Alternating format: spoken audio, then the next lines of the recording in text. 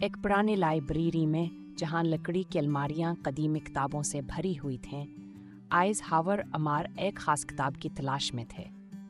आइज़ा जो ज़हीनावर बहादुर थी और अमार जो मुजस्ससावर पर जोश था, दोनों किताबों के दरमियान खोई हुई किताब को ढूंढ रहे थे।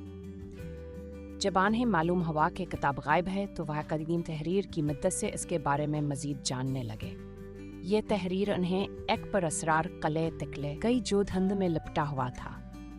कले के दीवारों पर सब्ज गाय जमी हुई थी और उसके दरवाजे पर अनीबीलें चढ़ी हुई थीं। अंदर जाते ही उन्हें एक तारीख गैलरी मिली जहां दीवारों पर असरार नकोश कंधा थे। अमार ने एक पर अनी अलमारी के पीछे छुपा हुआ दरवाज़ा दरियाफ्त किया जो एक खुफिया कमरे की तरफ खलता था। इस कमरे में मध्यम रोशनी में एक सुनहरी जल्द वाली कदीम किताब रखी हुई थी।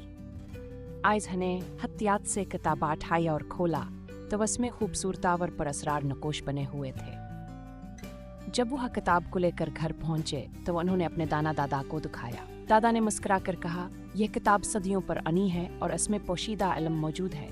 तारीख हमेशा नाम देती है जो इल्म की तलाश में निकलते हैं। ये सुनकर आइज़ा और अमार ने एक दूसरे को खुशी से देखा।